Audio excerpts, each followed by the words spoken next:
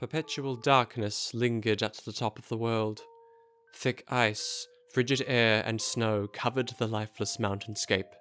However, the endless night did not go unchallenged. A single source of light illuminated the sky and drove back the darkness nestled between two snow-covered mountains. A little cottage sat with puffy, billowing smoke rising from its chimney.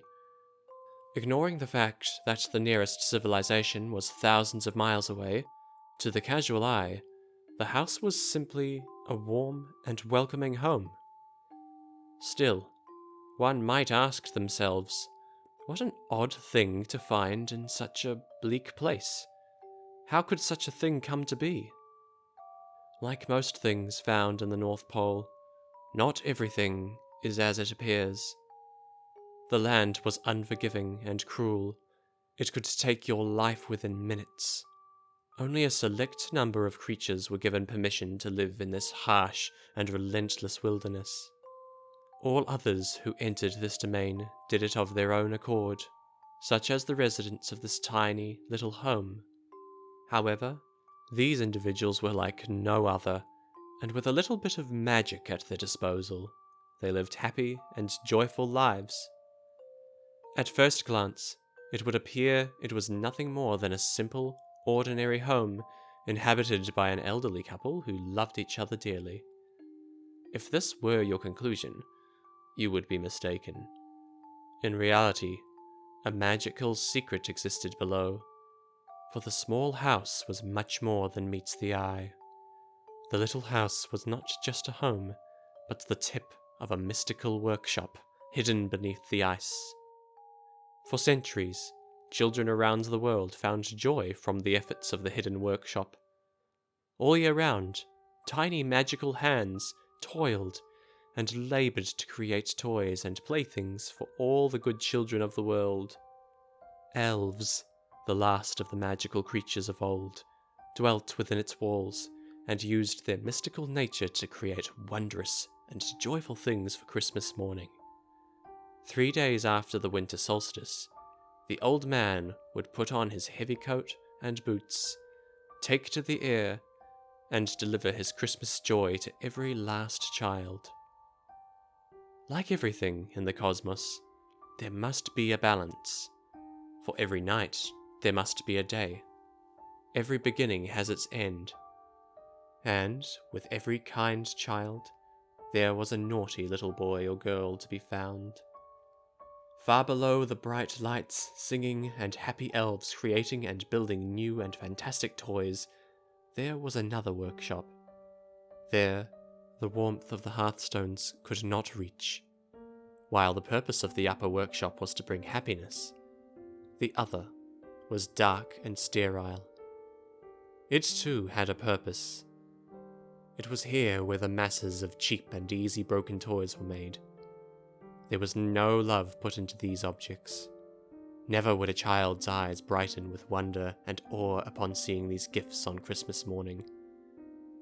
In his wisdom, the old man knew that even a naughty child should not be forgotten during this time of goodwill. However, the old man was no fool, and had no desire to waste his resources on such unsatisfying tasks. This responsibility was handed to the banished and exiled elves that inhabited the deepest bowels below the workshop. Those with selfish hearts and greedy desires. Stripped of their immortality, they wasted away in the dark with only the trinkets and flimsy materials to pass the time. Ergra Etta sat in the poorly lit corner of a tattered workbench. His focus was entirely devoted to the old and worn piece of brass in his hands. The clangs of his hammer hitting metal rang out and echoed through the dark halls and passageways. He pounded the brass sheet relentlessly until the metal slowly began to surrender its shape and bend to Ergra's design. Suddenly, the hammer flew out of the mad elf's grasp. He examined his limp hand, trying to will it back into his control. Fury filled his heart as he watched the necrotic flesh sloughed off his bony hands. He didn't have much time. His other hand was weak, but still capable of grasp. He reached into his toolbox and removed a long, warped nail and stabbed it into the back of his paralyzed hand. He pushed on the nail head until its tip broke through the skin and emerged through his palm. Immediately, the pain surged and shot up his arm. The thick and rigid tendons loosened with his hand, giving him temporary use of his digits once more. The elf picked up his hammer and resumed moulding the shape of the brass plate. With each impact upon the brass, he poured his rage into his creation. How ironic that the product of his tireless work was meant for the ones he hated the most. His deteriorating body was fading fast. He possessed just enough magic to fuel the curse he would cast upon the object. When finished, his gift would be placed with the other junk toys and cheap trinkets. It would make its way to them and find a child on Christmas morning. The curse would take hold and slowly begin tearing apart their lives. It would channel their essence back to him and reignite his immortality. The object would pass from one child, then to another, century after century. He had just enough magic left to evoke his curse. Ergra had once lived and worked above like any other elf before him. He loved nothing more than to create beautiful and wondrous toys and gizmos. However, in his heart, he wished that he could keep some of his creations for himself. One day his eyes fell upon a beautiful music box his friend Delilah had created. The music box was extraordinary, meant as a gift to a king's firstborn. It was magnificent. Crafted from oak wood, it bore an elaborate gold design on each of its sides. When opened, a figurine of 3 children danced hand in hand to a beautiful lullaby around a magnificent Christmas tree. Ergra Etar had never desired anything more in his entire life. It filled his heart with jealousy. He became resentful that this precious and rare treasure would go to an undeserving human infant. The little girl didn't deserve it. It should go to him, he thought.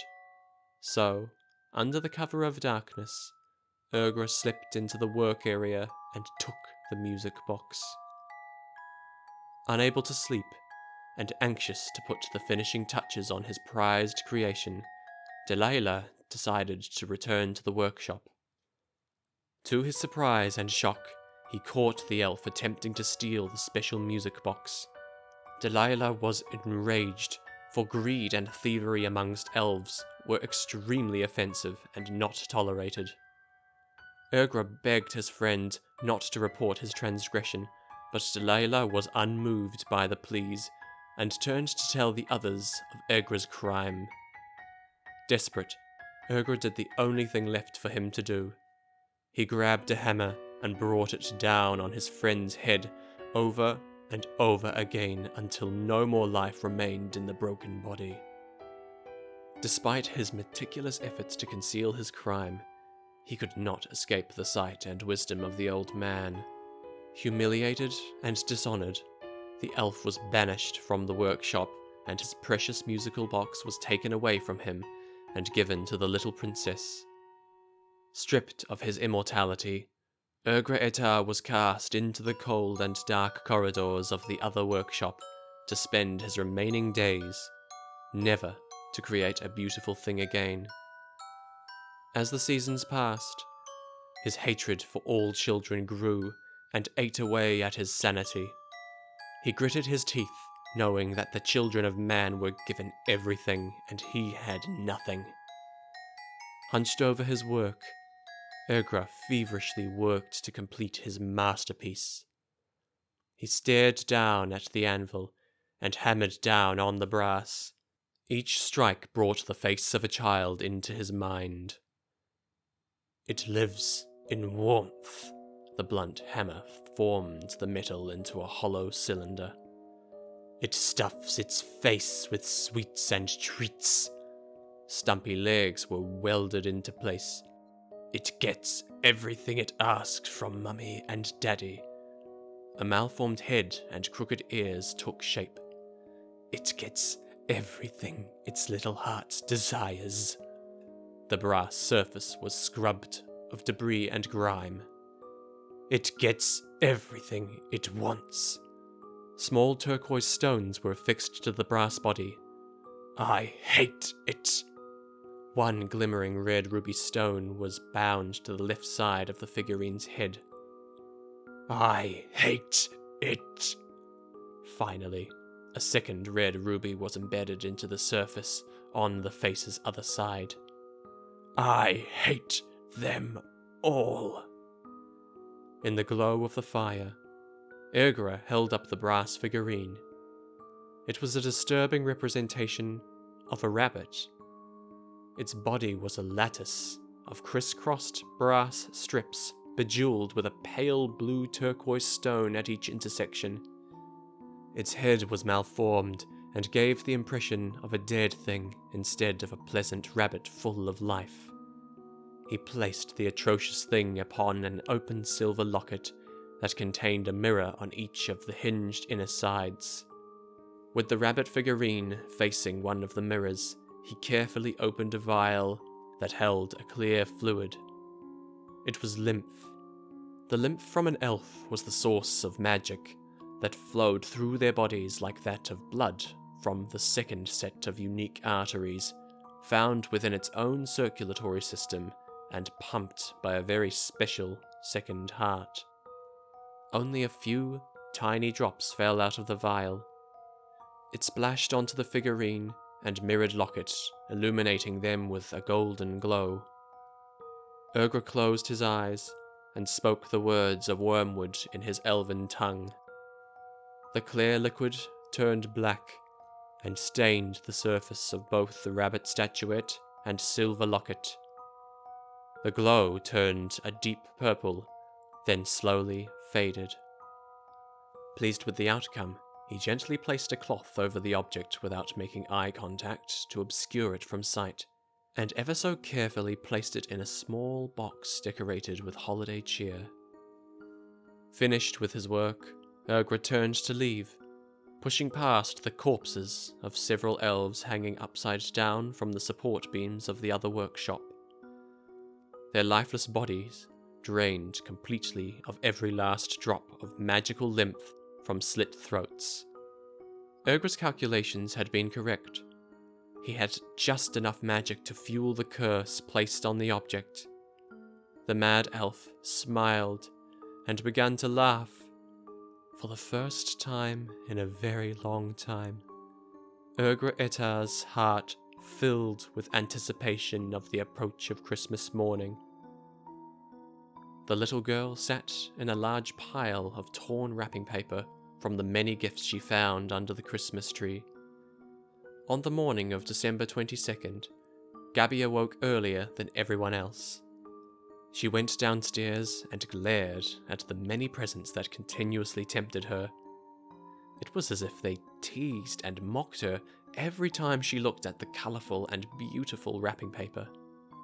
She would receive such a terrible scolding from her parents, but she couldn't wait any longer. At first, it would only be one gift she opened. Then it became two, then another, and another. Before she knew it, all of her presents had been opened. Despite getting everything she asked for, the desire for more still was not satisfied. When Gabby stood, a small gift next to the base of the Christmas tree caught her eye. She could have sworn it had not been there before. The wrapping paper was worn and yellowed with age. Written in big words was a tag that said, "To Gabriella." It was like no other, and she surely would have seen it before now. Puzzled, she removed the wrapping paper and found a box that contained a smaller sealed box and a scroll. She opened the scroll and read, "Congratulations, lucky one. You are the proud owner of Pepe the Rabbit. Pepe loves you and will be your best friend in the whole world. Pepe is a friend like no other, and he will give you everything your heart desires. To be Pepe's friend, you must listen to him and never disobey the following instructions. 1. Place Pepe on his locket facing the mirror. 2. Never look Pepe in the eyes. He is ever so bashful and only likes to see you through his mirror. 3. You may ask anything of Pepe 3 times. In 3 days' time, he will grant you any and all you asked of him. 4. Never look Pepe in the eyes. It bears repeating. He does not like it, and will be upset if you disobey this rule. Remember, lucky little boy or girl, Pepe loves you. He loves you more than anyone else in the whole wide world. Pepe will make sure that no one will hurt you ever again. And if you love Pepe, you will listen to him and do whatever he asks of you. Pepe loves you, and no one can ever come between you and him. Pepe loves you.